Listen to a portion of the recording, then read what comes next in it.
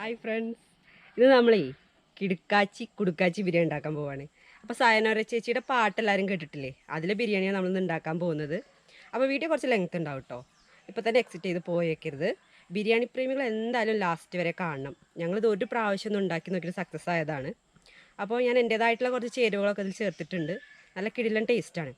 അപ്പോൾ നിങ്ങൾ ലാസ്റ്റ് വരെ കാണാം കേട്ടോ. അപ്പോൾ നമുക്ക് തുടങ്ങാം നമ്മൾ ബിരിയാണി പരിപാടി. അപ്പോൾ ഇനിയും വ്യത്യസ്തമായിട്ടുള്ള വിഭവങ്ങൾ അപ്ലോഡ് ചെയ്യാൻ വേണ്ടിയിട്ട് നിങ്ങളുടെ സപ്പോർട്ട് ആവശ്യമാണ്. അപ്പോൾ തീർച്ചയായിട്ടും ആ സബ്സ്ക്രൈബ് ബട്ടൺ ഒന്ന് അമർത്തിയിട്ട് കൂടെ കാണുന്ന ആ ബെൽ ബട്ടൺ ഒന്ന് അമർത്തിയിട്ട് നമ്മളെ സപ്പോർട്ട് ചെയ്യും കേട്ടോ.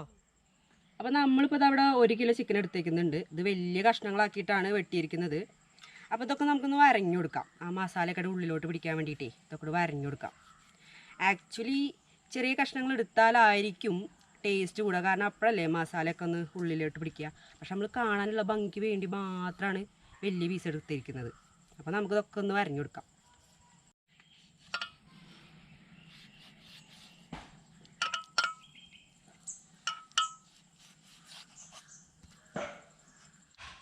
അപ്പോൾ ചിക്കനൊക്കെ നമ്മളിതാ വരഞ്ഞു വെച്ചിട്ടുണ്ട്. ഇനി നമുക്ക് ഇതിലോട്ട് വേണ്ട മസാലയൊക്കെ ഒന്ന് റെഡിയാക്കിയിട്ട് പുരട്ടി കൊടുക്കാം. അപ്പോൾ ആദ്യമായിട്ട് ഇതാ കാന്താരി ചായ്ക്കാം. ഞാൻ കാന്താരിയാണ് എടുത്തിരിക്കുന്നത്. അപ്പം നമ്മുടെ മെയിൻ കൂട്ട് കാന്താരി തന്നെയാണ്. മുളക് പൊടി കുറച്ച് ആഡ് ചെയ്യുന്നുള്ളൂ. അപ്പോൾ അതിന് പകരം എരിവിന് വേണ്ടിയിട്ട് കാന്താരിയാണ് എടുത്തേക്കുന്നത്. ഇത് ചാച്ചിട്ട് നമുക്ക് ചിക്കനിലോട്ട് ഇട്ട് കൊടുക്കാം. അതുപോലെ ഇഞ്ചിയും വെളുത്തുള്ളിയൊക്കെ ഒന്ന് നമുക്ക് ചാച്ചെടുക്കാം. അപ്പോൾ കാന്താരി ചാച്ച് റെഡി ആയിട്ടുണ്ട്. നമുക്കിത് മാറ്റിയിട്ട് ഇനി ആ ഇഞ്ചിയും വെളുത്തുള്ളിയും കൂടെ ചാച്ചെടുക്കണം. അപ്പോൾ ഇത് നമുക്ക് അങ്ങോട്ട് ചിക്കനിലോട്ട് മാറ്റി കൊടുക്കാം.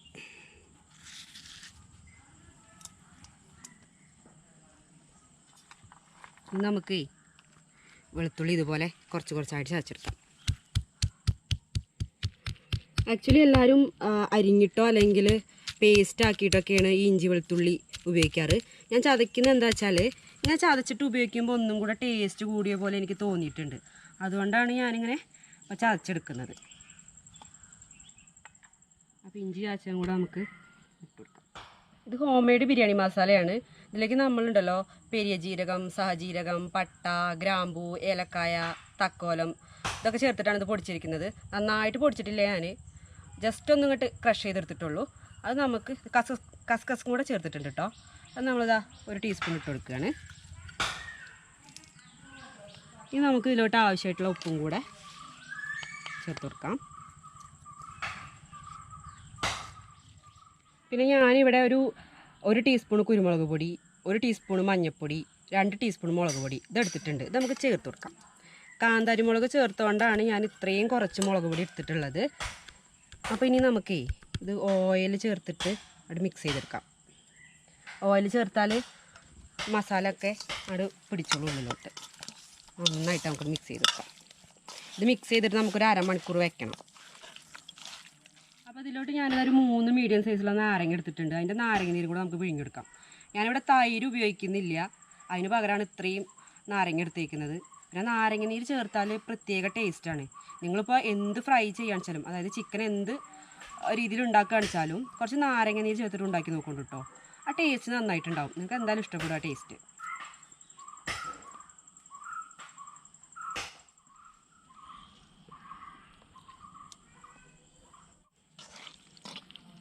നമുക്ക് ഈ നാരങ്ങയുടെ കുരുവൊന്നും ആവശ്യമില്ല, അതൊക്കെ കളയാം.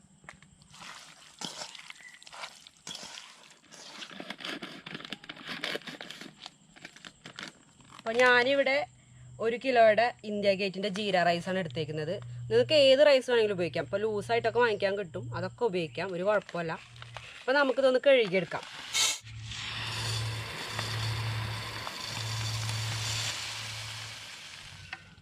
നമുക്ക് അരിയൊക്കെ ഒന്ന് കഴുകിയെടുക്കാം. ഒരു 2-3 പ്രാവശ്യം കഴുകിയെടുക്കാം. അപ്പോൾ ബാസ്മതി റൈസും ഉപയോഗിക്കാം കേട്ടോ. പക്ഷേ ബാസ്മതി റൈസ് അത്രയ്ക്ക് ടേസ്റ്റ് പോരെ ഈ ബിരിയാണിക്ക്. ജീരകശാല റൈസ് തന്നെ എടുത്താൽ മതി. അതാണ് ഒന്നുകൂടെ ടേസ്റ്റും മണമൊക്കെ ഉണ്ടാവുക.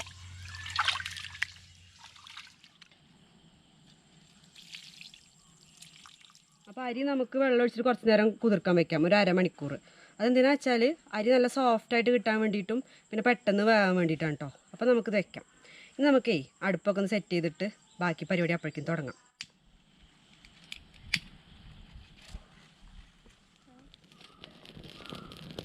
അപ്പോൾ നമുക്ക് ആദ്യം അരി ഒന്ന് വേവിച്ചെടുക്കണം. അപ്പോൾ പാത്രം വെച്ച് കൊടുത്തിട്ടുണ്ട്. ഇതൊന്ന് ചൂടായിട്ട് ബാക്കി പരിപാടി കാണിക്കാം.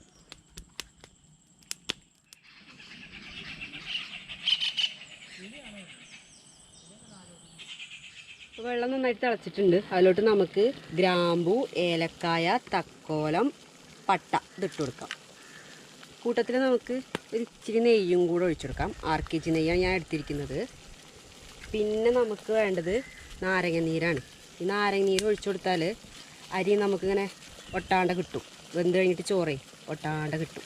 അതും കൂടെ ഒഴിച്ചു കൊടുക്കാം. ചോറിലേക്ക് ആവശ്യമായിട്ടുള്ള ഉപ്പും കൂടെ നമുക്ക് ഇട്ട് കൊടുക്കാം.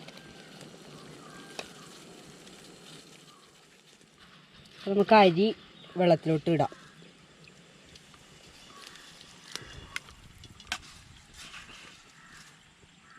അതങ്ങോട്ട് പകുതി വേവാകുമ്പോൾ നമുക്ക് പിന്നെ ഊറ്റിയെടുക്കണം.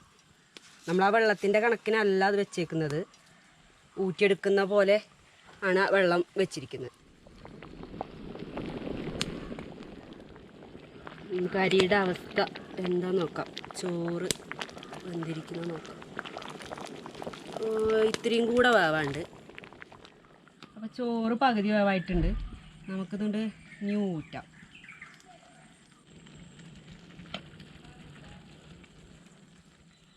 അപ്പം നമുക്കിനി ചിക്കൻ്റെ പരിപാടി തുടങ്ങാം.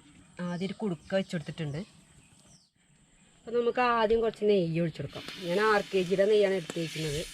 ഏത് നെയ്യ് വേണമെങ്കിലും ഉപയോഗിക്കാം. ഇത് കുറച്ച് അധികം ഒഴിച്ചെടുക്കാം. നന്നായിട്ടുണ്ടാവും ടേസ്റ്റ്. ഒരു ഇച്ചിരി ഓയിലും കൂടെ കൂട്ടത്തിൽ ഒഴിച്ചെടുക്കാം. അത് നമുക്ക് കുറച്ച് കറിവേപ്പില ഇട്ട് കൊടുക്കാം. എന്നിട്ട് ഞാനിവിടെ ഒരു 3 മീഡിയം സവാള നന്നാക്കി വെച്ചിട്ടുണ്ട്, ചെറുതാക്കി അരിഞ്ഞ് വെച്ചിട്ടുണ്ട്. അതങ്ങോട്ട് ഇട്ട് കൊടുക്കാം നമുക്ക് ആദ്യം. ഉള്ളി വഴണ്ട് വരാൻ വേണ്ടി മാത്രമായിട്ട് നമുക്ക് കുറച്ച് ഉപ്പിട്ട് കൊടുക്കാം. നമ്മൾ ഓൾറെഡി ആ ചിക്കനിലും ചോറ് കഴിക്കാൻ വെച്ച വെള്ളത്തിലൊക്കെ ഇട്ടായിരുന്നു. അപ്പോൾ ഒരു ഇത്തിരി മാത്രം ഇട്ടാൽ മതിയേ. നന്നായിട്ടൊന്നുകൊണ്ട് വഴണ്ട് വരട്ടെ. ഇനി ഞാനത് 2 മീഡിയം സൈസുള്ള തക്കാളി ചെറുതാക്കി അരിഞ്ഞ് വെച്ചിട്ടുണ്ട്. ഇതും കൂടെ ഇട്ട് കൊടുക്കാം. ആ ഉള്ളിയൊക്കെ വഴണ്ട് വന്നിട്ടുണ്ട്. ഇതും കൂടെ നമുക്കൊന്ന് വഴറ്റിയെടുക്കാം. അപ്പോൾ നമ്മൾ കലം ഉപയോഗിക്കുമ്പോൾ ഉണ്ടല്ലോ, പുതിയത് അങ്ങനെ കൊടുന്ന് വെക്കരുത് കേട്ടോ. കലം മയക്കിയിട്ടാണ് നമ്മൾ ഉപയോഗിക്കേണ്ടത്. അല്ലെങ്കിൽ എന്താ പ്രശ്നം എന്ന് വെച്ചാൽ ബിരിയാണി വയ്ക്കുമ്പോൾ പൊട്ടിപ്പോവും. അപ്പോൾ എങ്ങനെയാണ് മയക്കേണ്ടതെന്ന് വെച്ചാൽ ആദ്യം നമ്മൾ ആദ്യത്തെ ദിവസം ഇത് നിറയെ വെള്ളം ഒഴിച്ചിട്ടാണ് വെക്കുക. പിറ്റേ ദിവസം നമ്മൾ എന്താ ചെയ്യേണ്ടത് വെച്ചാൽ ഇതിലൊക്കെ എണ്ണ പുരട്ടിയിട്ട് വെയിലത്ത് വെക്കുക. പിന്നെ ഇതിലോട്ട് കഞ്ഞിവെള്ളം ഒഴിച്ചിട്ട് തിളപ്പിക്കുക. അല്ലെങ്കിൽ ഈ കലത്തിൽ വെള്ളം വെച്ചിട്ട് ഒരു പിടി അരി അതിലോട്ട് അങ്ങോട്ട് ഇട്ടിട്ട് തിളപ്പിക്കുക. കഞ്ഞിവെള്ളം ഇട്ടിട്ടും തിളപ്പിക്കണം. അല്ലെങ്കിൽ ഞാൻ സെക്കൻഡ് പറഞ്ഞിട്ടുണ്ടല്ലോ, അത് വെച്ചിട്ടും തിളപ്പിക്കണം. എന്നിട്ട് മാത്രമേ ഉപയോഗിക്കാൻ പാടുള്ളൂ കേട്ടോ കലം. അല്ലെങ്കിൽ എന്താ പ്രശ്നം എന്ന് വെച്ചാൽ നമ്മളിങ്ങനെ വെക്കുമ്പോൾ കലം അങ്ങോട്ട് പൊട്ടിപ്പോവും. ഉള്ളിയും തക്കാളിയും എല്ലാം നന്നായിട്ട് വഴണ്ടിട്ടുണ്ട്. ഈ മസാല പുരട്ടി വെച്ചിരിക്കുന്ന ചിക്കൻ നമുക്ക് ഇതിലോട്ട് ചേർത്ത് കൊടുക്കാം.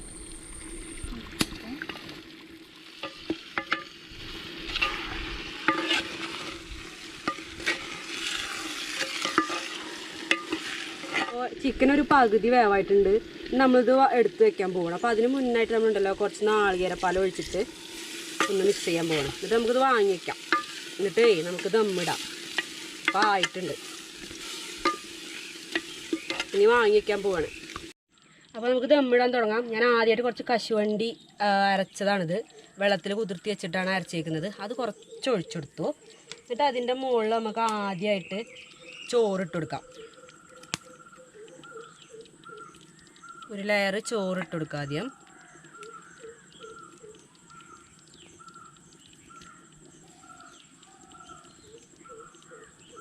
ഒരു ലെയറായി. ഇപ്പോൾ വറുത്ത് വെച്ചിരിക്കുന്ന കുറച്ച് വെല്ലുള്ളി ഉണ്ട്, അത് ആദ്യം ഇട്ട് കൊടുക്കാം. പിന്നെ കുറച്ച് മുന്തിരി വറുത്ത് വെച്ചേക്കുന്നുണ്ട്, അത് ഇട്ട് കൊടുത്തു. പിന്നെ അണ്ടിപ്പരിപ്പ് അതും കൂടെ ഇട്ട് കൊടുത്തു. പിന്നെ പുതിനയില അതൊരു ഇത്തിരി ഇട്ട് കൊടുക്കാം. പിന്നെ മല്ലിയില. എന്നിട്ട് നമുക്ക് അടുത്ത ലെയറും കൂടെ അതുപോലെ സെറ്റ് ചെയ്യാം.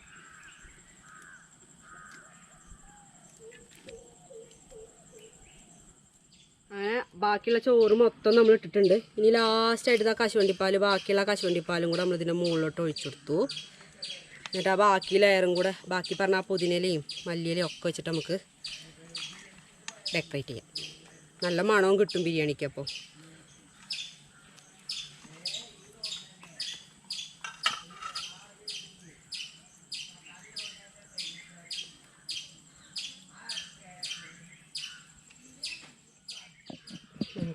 മൈദമാവ് വെച്ചിട്ട് ഒട്ടിക്കാം. ആ ഗ്യാപ്പൊക്കെ ഒന്നോട് ഫില്ല് ചെയ്യാം. അപ്പോൾ നമുക്കിനി ഇത് കനലിൻ്റെ മുകളിൽ വെച്ചിട്ട് ഒരു 20 മിനിറ്റ് നേരം അങ്ങനെ വെക്കാം. ഇതൊരു 20 മിനിറ്റ് കഴിഞ്ഞിട്ട് നമുക്ക് ദമ്മട് പൊട്ടിച്ചു കൊടുക്കാം. അപ്പം നമ്മുടെ കുടുക്കാച്ചി ബിരിയാണി റെഡി ആയിട്ടുണ്ടാവും. നല്ല ടേസ്റ്റുള്ള കുടുക്കാച്ചി ബിരിയാണി. നമ്മൾ ആദ്യം മാത്രമേ തന്നെ കത്തിച്ചെടുക്കുന്നുള്ളൂ. പിന്നെ ഇത്തിരി കഴിഞ്ഞിട്ട് നമ്മൾ ആ കനലൊക്കെ മാറ്റിട്ട്, കനലല്ല ആ വിറകൊക്കെ മാറ്റും. എന്താ കനലിൽ കിടന്ന് മാത്രം വെന്താൽ മതി. കാരണം അടി പിടിക്കും, കരിഞ്ഞു പോവും. അപ്പോൾ നമ്മൾ കുറച്ച് കഴിഞ്ഞിട്ട് ആ വിറക് മാറ്റാൻ പോവാണ്. ഒരു 5 മിനിറ്റ് കഴിഞ്ഞിട്ട് മാറ്റിക്കും ആ വിറക്.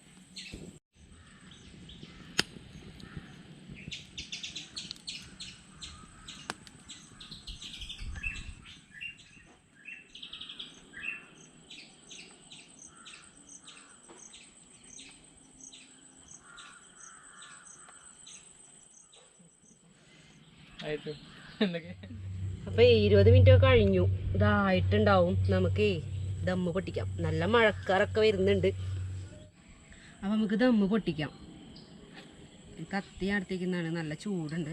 അപ്പോൾ കത്തി എടുത്തിട്ട് ഈ അടപ്പ് അങ്ങോട്ട് ഈ മാവൊക്കെ മാറ്റിയിട്ടേ നമുക്ക് അടപ്പ് തുറക്കാം.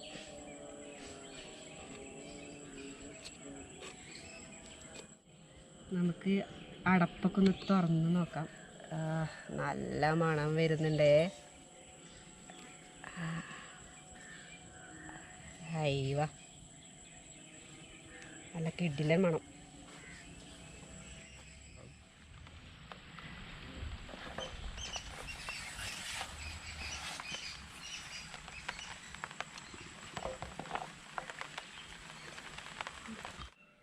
മഴ തുള്ളിയിടാൻ തുടങ്ങിയിരുന്നു. അപ്പോൾ ഞങ്ങൾ വേഗം കാലെടുത്തിട്ട് വീണ്ടും ഉള്ളിലോട്ട് പോന്നിട്ടുണ്ട്.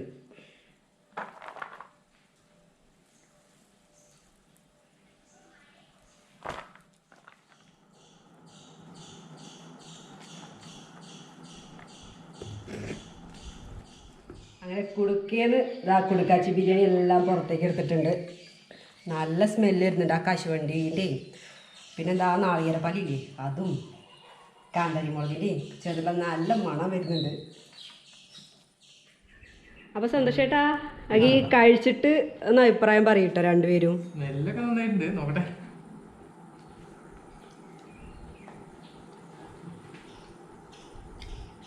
നന്നായിട്ടുണ്ട്, കമ്പടി ഇവിടെ ഉണ്ട്. ഞാൻ വിശന്നിട്ട് അറിയില്ല, നല്ല ടേസ്റ്റ് ഒക്കെ തോന്നുന്നുണ്ട്. 4 മണിയാ സമയപ്പോ, രാവിലെ തുടങ്ങിയതാ. അപ്പോൾ ഫ്രണ്ട്സ് എല്ലാവരും ഓക്കെ. അപ്പോൾ ഫ്രണ്ട്സ് എല്ലാവരും ട്രൈ ചെയ്ത് നോക്കണേ നമ്മുടെ കുടുക്കാച്ചി ബിരിയാണി.